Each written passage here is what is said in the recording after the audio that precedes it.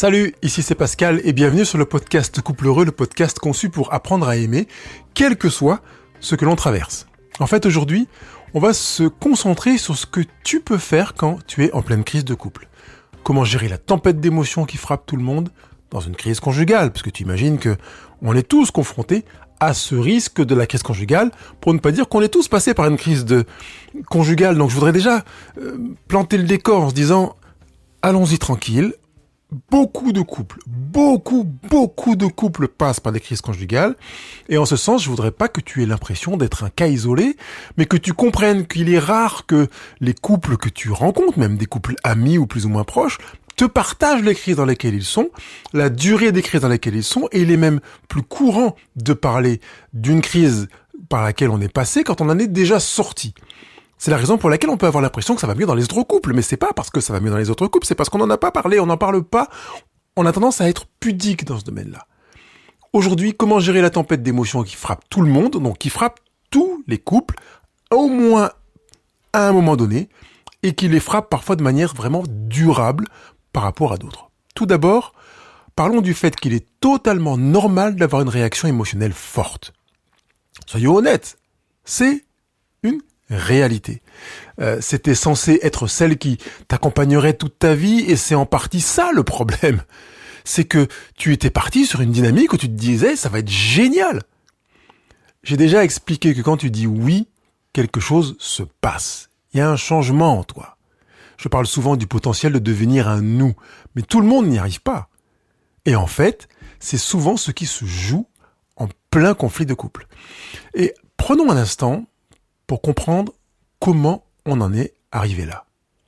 Tu vois, quand une relation commence, elle commence avec deux personnes, toi et moi. À un moment donné, on se dit « Waouh !» On est attirés l'un par l'autre, on apprend à se connaître et au fil du temps, toi et moi, donc le toi et le moi, devenons un duo plus soudé, une vraie équipe. Avant, il y avait juste un toi et un moi. Maintenant, il y a un toi et un moi.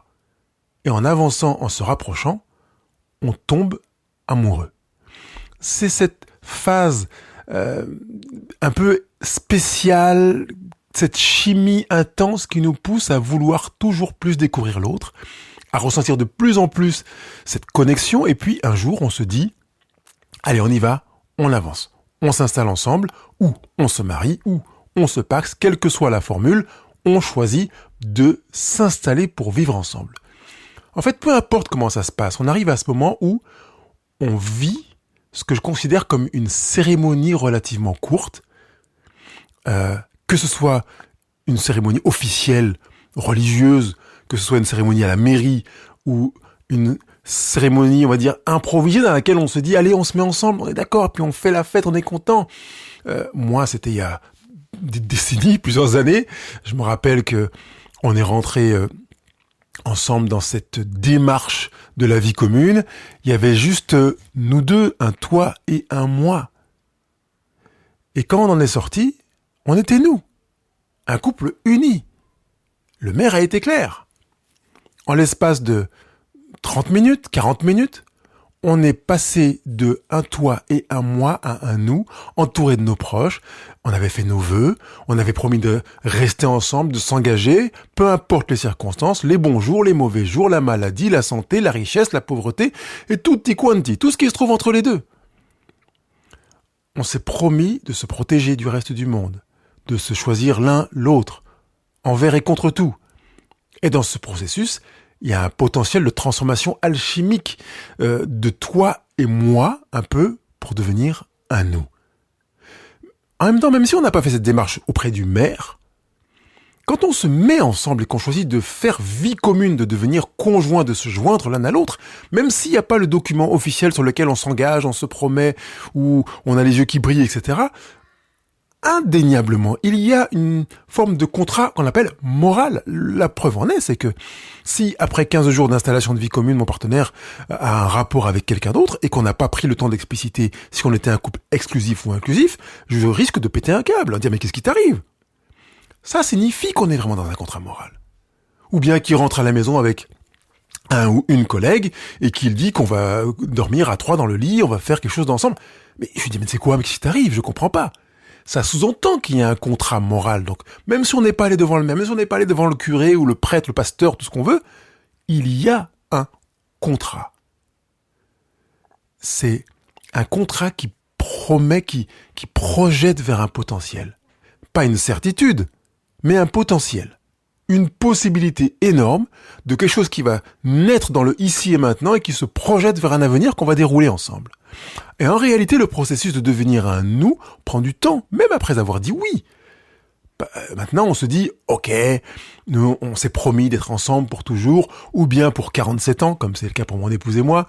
Il y a une notion de permanence ou de durée qui peut permettre de s'installer dans une réalité commune, d'y trouver une certaine sérénité aussi. Mais souvent, les couples restent bloqués dans une dynamique de toi et moi sans jamais atteindre cette idée d'unité, de véritable équipe. On a parfois l'impression d'être dans le camp adverse et avec le temps, le toi et le moi commencent à se fragiliser jusqu'à devenir un toi contre moi. Et là, on entre en crise. Le problème, c'est qu'au fond, on sait que l'objectif était de former un nous. Mais si on n'y parvient pas, ça devient hyper douloureux. La connexion devient difficile. Et lorsque la crise éclate à cause de la promesse faite et de toute l'histoire partagée, ça fait extrêmement mal. Quel que soit le niveau de la promesse, même avec un contrat moral implicite. Il y a des études qui montrent, et tu l'as peut-être déjà ressenti, même avant d'entendre parler de ces études, que la douleur de l'absence de connexion n'est pas seulement émotionnelle, mais elle est aussi physique. Beaucoup décrivent des douleurs dans la tête, dans la nuque, dans le dos, l'estomac, un mal-être, des difficultés à dormir. C'est une souffrance réelle. Et peut-être que tu ressens même en ce moment cette douleur écrasante due à la crise émotionnelle que tu traverses. C'est la raison pour laquelle je crois qu'il est important de se poser la question: qu'est-ce que tu veux faire? Qu'est-ce que tu peux faire en pleine tempête émotionnelle pour que ton état ne sabote pas tes chances de sauver la relation, pour que ton état ne squeeze pas la possibilité de continuer à t'épanouir dans un nous? C'est une question qui est fondamentale. Quand tu es à vif, à fleur de peau, quand tu souffres, tu peux facilement te laisser happer par des choses qui n'en valent pas la peine. Et les discussions avec ton partenaire peuvent rapidement devenir toxiques, causer encore plus de dégâts. Tu peux te sentir aspiré par la spirale des conflits, même si tu essaies d'en sortir. Et plus ça dure, plus tes chances de sauver ta relation, de reconstruire la connexion diminuent. Tu réagis sous le coup des émotions, tu fais ou tu dis des choses que tu regrettes, le mot de trop, le geste de trop, et tu perds de vue les autres façons d'aborder la relation. Et on est dans un engrenage d'aggravation permanente qui peut démarrer avec des choses un peu légères, limites, mais qui sont quand même des facteurs d'aggravation. Et parfois, tu peux même perdre l'envie d'essayer, l'envie de te battre pour changer les choses, l'envie de reconstruire. Tu perds cette envie de reconstruire parce que tu es à vif et tu commences à avoir du mal à trouver d'autres façons de traverser le processus, d'autres façons de te relier à ton partenaire, même de trouver l'envie d'essayer de changer que tu es, qui tu es et où la relation se dirige. Et avec ce fonctionnement, toutes les autres choses dont je parle, qui ont tendance à te retenir dans le passé, en arrière, font partie de ce processus de retenue. Souviens-toi, il y a 3 domaines sur lesquels il faut que tu te concentres si tu veux continuer à construire, à créer la vie que tu veux vivre. La manière dont tu te connectes avec ton conjoint, la manière dont tu changes toi-même et la manière dont tu crées un nouveau chemin. Tu entends que ces 3 éléments sont des actions de ta part, ça ne tombe pas du ciel, ça ne viendra pas de quelqu'un d'autre. C'est pas quelqu'un qui va venir incarner en toi la manière dont tu te connectes avec ton conjoint. Tu ne peux pas attendre de l'extérieur la manière dont tu changes toi-même. Et ni la manière dont tu crées un nouveau chemin. Tout ça, ça vient de toi. Donc si tu es en souffrance émotionnelle, il est difficile de te connecter à ton conjoint. Si tu es en souffrance émotionnelle, c'est difficile de voir au-delà et de te changer. Et si tu es en souffrance émotionnelle, c'est difficile d'imaginer vouloir aller vers un nous, vouloir avancer vers ce nouveau chemin, vers la zone orange, comme je la présente dans certains programmes Couple Heureux. Donc, une partie de ce dont nous venons de parler, c'est comment tu peux sortir de cet état de blocage. Comment tu peux réaliser gérer la tempête émotionnelle qui te traverse. Comment tu peux trouver la force de le faire? Aujourd'hui, je veux mettre en avant 5 façons différentes de gérer ces émotions. Aucune d'elles ne consiste à prétendre que tu ne ressens pas de douleur. Il s'agit de gérer et d'utiliser ces émotions avec la douleur pour avancer vers un nouvel état. Parlons donc de ces 5 façons dont tu peux t'équiper pour travailler à mieux gérer tes émotions. La première, c'est la perspective. Ce que je veux dire par là, c'est comprendre la situation avec un peu plus de recul. Une étude a montré il y a des années que si un couple écrivait simplement sur leur dispute d'un point de vue objectif, c'est-à-dire qu'ils prenaient le temps d'écrire, comme s'ils étaient des reporters qui racontent les 2 versions des faits, leur relation s'améliorerait. Sans thérapie, sans intervention, sans rien d'autre.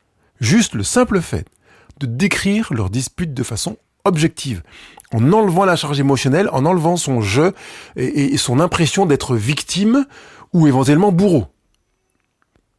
Sans doute que tu as déjà vécu ce moment où tu as été bouleversé, touché par une chose, et puis tu l'as raconté à quelqu'un, et en t'écoutant parler, tu t'es rendu compte que c'était peut-être pas si grave, parce que tu avais pris du recul.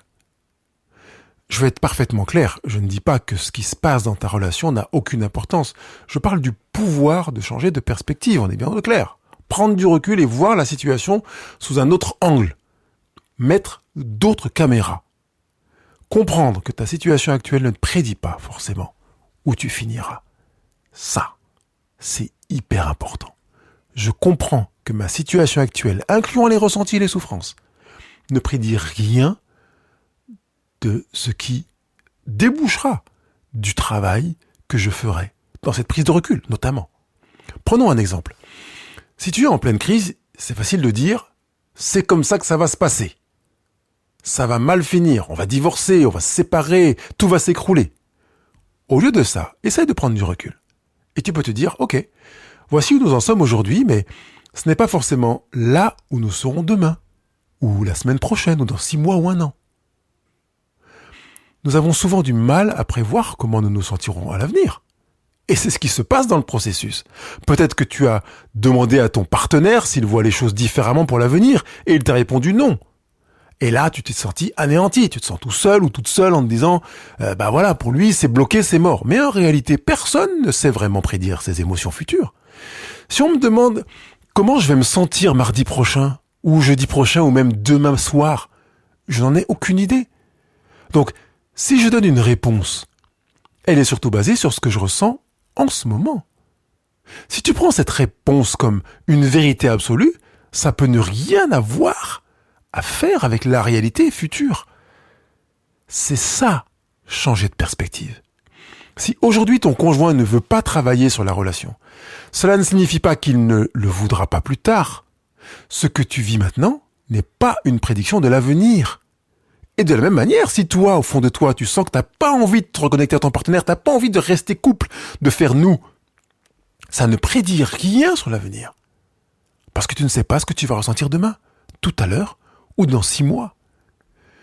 Tu commences à partir d'un état de déconnexion, et c'est normal que ton conjoint ne voit pas comment vous pouvez vous reconnecter. C'est normal, peut-être que même toi, tu ne vois pas comment tu peux te reconnecter, parce que tu es en déconnexion. Et un des travers, c'est qu'on voudrait que la communication se rétablisse pour refaire la connexion, alors qu'on fonctionne dans le chemin inverse. On recrée la connexion pour communiquer, parce que communiquer, c'est jeter des ponts. Pour créer un terrain commun, communiquer, on a besoin de se reconnecter. Ce que tu vis maintenant n'est pas une prédiction de l'avenir. Le chemin est brouillé, pour toi, peut-être pour lui, et si tu demandes à ton partenaire, est-ce que tu peux me dire comment tu vois que les choses pourraient s'arranger pour nous ? Est-ce que tu vois l'avenir ensemble ? Il peut te répondre non. Et c'est normal, parce qu'il est incapable de le voir pour l'instant.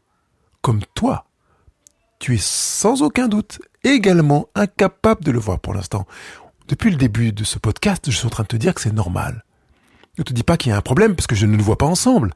C'est normal, tu ne peux pas prédire ce qui se passera tout à l'heure ou demain matin, comment tu vas te ressentir, dans quel état, dans quel désir, quel statut émotionnel. Donc si toi-même qui es engagé dans cette relation, tu ne sais pas encore comment avancer, imagine quelqu'un qui n'est pas engagé dans la reconstruction et qui hésite, qui doute. il est encore moins en mesure de voir un chemin.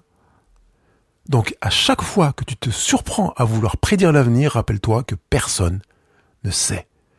Aucune certitude. Et la perspective consiste à arrêter d'essayer de prédire les émotions et les décisions futures de ton partenaire, d'arrêter de définir et d'essayer de prédire tes propres émotions pour vous concentrer, toi et lui, sur ce que tu peux faire aujourd'hui. La deuxième façon de gérer tes émotions, c'est de créer un plan. Un plan écrit, j'entends bien. Pas un plan vague dans la tête ou sur un bout de papier perdu. Un vrai plan structuré.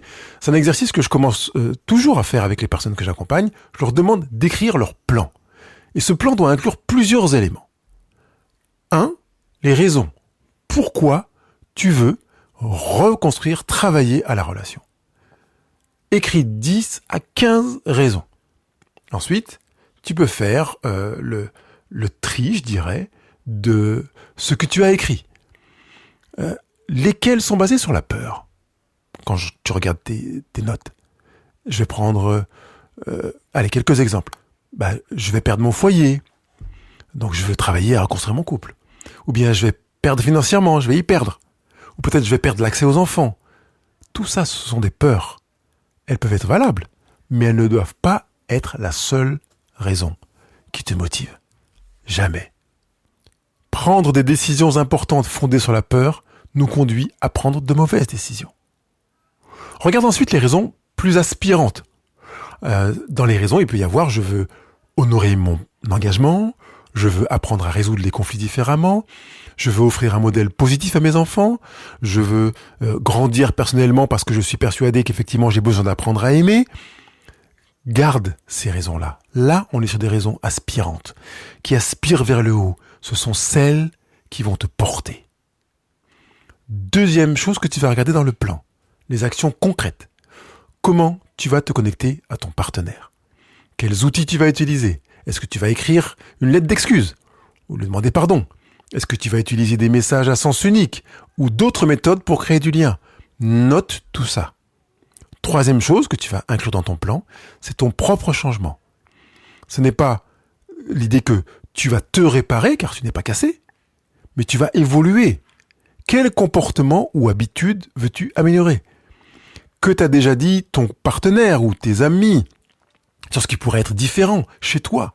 Qu'est-ce que tu es conscient, toi, d'avoir à travailler sur toi?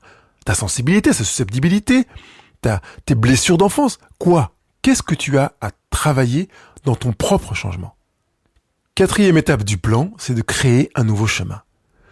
Comment faire évoluer votre manière de communiquer, de gérer l'argent, de voir l'éducation des enfants, ou encore l'intimité, de vous entendre l'un l'autre, d'échanger, de gérer les conflits, les tensions, les malentendus, d'être en relation avec vos proches respectifs côté belle famille, tout ça. Créer un nouveau chemin. Un plan écrit te sert de repère. Si tu ne l'as pas écrit, tu ne sais pas où tu vas. Quand tu seras perdu émotionnellement, il te rappellera quoi faire. Et tu pourras te mettre au travail en reconsidérant ton plan. La troisième façon de gérer tes émotions, c'est de prendre soin de toi. Tu ne peux pas donner de l'énergie à ta relation si tu n'as pas d'énergie pour toi-même. Se négliger ne t'aidera pas à améliorer la situation. Il est indispensable que tu t'assures d'avoir des moments pour te ressourcer, que ce soit par le sport, la méditation, des activités qui te font du bien ou même simplement du repos. Comment tu pourrais prendre des décisions différemment si tu es complètement crevé, que tu n'as pas l'énergie? Comment tu pourrais regarder l'argent différemment? Difficilement. Te ressourcer, prendre soin de toi te permet d'entreprendre une manière de gérer les décisions différemment, de regarder l'argent différemment, la parentalité différemment, le sexe différemment. Tous ces aspects dont je parle dans un système qui reflète si vous êtes un nous ou non. C'est un reflet de ça. La capacité à regarder différemment au fil des années.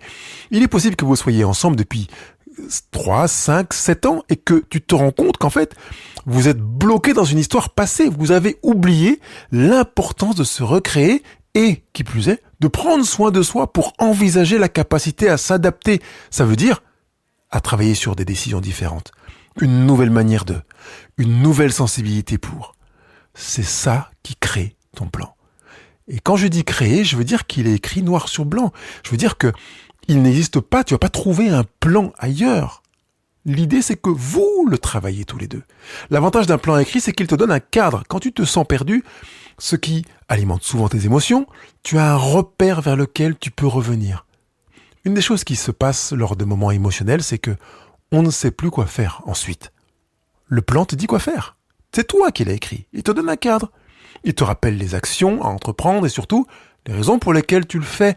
Et ça peut t'aider à traverser les périodes difficiles et émotionnellement intenses. C'est la raison pour laquelle, quand on a écrit un plan, on peut travailler de manière plus constructive. Donc le troisième point pour prendre soin de toi, c'est justement de gérer ton bien-être et de te fier, de te référer au plan qui va te permettre de générer une sorte de sécurité. Parce que tu peux te concentrer en étant en paix vu que les choses ont été écrites et qu'elles ont été réfléchies à la tête froide. Le quatrième moyen, c'est de trouver du soutien. Trouve des gens qui sont de ton côté, dans ton équipe. Mais attention, ça ne signifie pas qu'ils doivent être contre ton conjoint ou ton partenaire. En fait, c'est pas du tout ce que je veux que tu fasses. Je voudrais que tu trouves des gens qui soient des soutiens impartiaux. Tu leur demandes du soutien, pas leur avis ou leur croyance, juste du soutien. C'est-à-dire qu'ils sont à côté de toi pour t'encourager et te soutenir quoi que tu fasses, que tu vives, que ce soit dans le sens de ce qu'ils pensent, de ce qu'ils trouvent bien ou pas. Je recommande souvent aux gens de trouver des supporters. Dis-leur, je veux que tu m'encourages parce que tu es mon supporter, pas mon coach. Mon supporter. C'est une façon intéressante de voir ton réseau de soutien. Il y a des gens qui veulent te dire quoi faire. Ce sont des coachs. T'as pas besoin d'eux. Ce que tu veux, ce sont des supporters. Ceux qui t'encouragent pendant que tu joues le match. Ceux qui crient « Allez, allez, continue !» même quand t'es en train de perdre. Et quand tu gagnes, ils sont là pour te féliciter. Ils quittent pas le stade parce que t'es en train de perdre. Ils sont là, quels que soient les résultats. Si quelqu'un commence à vouloir te coacher, rappelle-lui qu'il est là pour te soutenir, pas pour te diriger. T'es pas obligé de le licencier tout de suite. Tu peux le garder, mais recadre. Il ou elle veut sûrement bien faire en plus en te coachant, mais tu as déjà défini ton plan et ton objectif, il est clair. Travailler à construire ton couple, apprendre à aimer. Ce qu'il te faut, c'est des supporters pour te motiver, te donner des encouragements et t'aider à avancer. Ça peut avoir comme conséquence le fait que tu fréquenteras moins des personnes qui veulent trop te faire faire ce qu'elles veulent ou qui ne supportent pas que tu sois dans leur giron quand tu n'as pas le même avis qu'elles. Tu vas les gérer, ça. On verra ça, peut-être dans un autre podcast. Le cinquième moyen de gérer tes émotions, c'est d'arrêter de lire ce que j'appellerais des feuilles de thé. Arrête d'essayer de devenir celui ou celle qui va deviner l'avenir en interprétant chaque petit signe. On fait souvent ça en période de crise conjugale. On observe un comportement, une parole, un silence de notre partenaire et on commence à imaginer ce que ça veut dire pour l'avenir. Mais le problème, c'est que ce sont des suppositions, ce ne sont pas des faits. En général, ces suppositions sont basées sur la peur. Et oui, pas de surprise. Rarement, tu vas voir un petit geste et te dire « Oh, je pense que ça signifie quelque chose de positif et de magnifique pour notre avenir. » En général, c'est plutôt « Oh, non, ça veut dire qu'on est foutu. » Et ça, c'est la lecture de feuilles de thé ou de marc de café. Tu prends un indice, tu l'interprètes de manière négative et ça déclenche une réaction émotionnelle forte.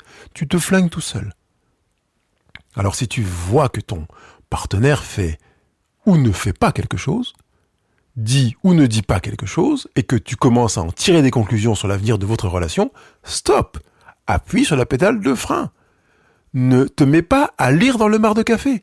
Ça ne fait qu'aggraver tes peurs, et en plus de rendre tes émotions encore plus intenses. Donc, voilà comment mieux gérer tes émotions. Je résume. 1. Changer de perspective. 2. Créer un plan écrit. 3. Prendre soin de toi. 4. Trouver un réseau de soutien avec des vrais supporters, pas des coachs. 5. Arrêter de faire des suppositions négatives. C'est pas une question de déni ou de prétendre que la crise n'existe pas. Il s'agit juste de comprendre que tu ne peux pas prédire l'avenir, mais que tu peux choisir d'agir pour améliorer la situation et donc d'impacter l'avenir. Si tu veux mettre un coup de booster dans ta vie pour mieux gérer ces 5 étapes pour tes émotions, que tu veux vraiment travailler à ton couple parce que tu te dis effectivement j'ai besoin d'apprendre à aimer, je me rends compte que je ne sais pas aimer. Je pensais, ou je me suis engagé dans un couple en pensant que j'avais suffisamment de carburant pour la vie conjugale, mais je me rends compte que c'est galère et qu'on est en panne de carburant, je ne sais même pas comment me faire livrer. Eh bien tu peux aller sur Couple Heureux et prendre contact avec moi. Je prendrai le temps de t'écouter dans un call offert pour voir où tu en es, voir où vous en êtes, te faire remplir un questionnaire, vous demander de m'envoyer un audio sur lequel vous allez répondre à certaines questions, que je prenne vraiment une température complète et te conduire dans un programme adapté pour toi, pour que vraiment ton toi et le il, le je et le tu puissent devenir un nous, un vrai nous, un nous qui correspond à ce que tu veux, à ce qu'il veut, à ce que vous voulez vraiment. Parce que si vous êtes dans cette démarche et que vous décidez de cliquer sur ce bouton dans la retranscription du podcast ou d'aller sur Couple Heureux, ça veut dire que vous avez compris, que vous avez à grandir, à changer de perspective, à vous construire un plan, à prendre soin de vous, l'un et l'autre, à trouver un créneau de soutien et à arrêter les suppositions négatives. Il est possible que tu te retrouves tout seul ou toute seule dans cette aspiration. Eh bien, j'ai une très bonne nouvelle, c'est que beaucoup des personnes que j'accompagne sont seules et elles découvrent avec émerveillement qu'elles ont la capacité d'amener leur couple à changer en travaillant elles seules sur ces 5 étapes que je viens de te mentionner, entre autres, mais aussi sur d'autres axes que je leur présente dans les programmes dans lesquels elles sont inscrites et qu'elles voient l'impact énorme sur leur vie conjugale. J'attends ton retour. Passe à l'action. Passe à l'action. Pour que ton couple devienne ce que tu veux voir dans ta vie quotidienne. Un couple harmonieux et épanoui. Je t'attends.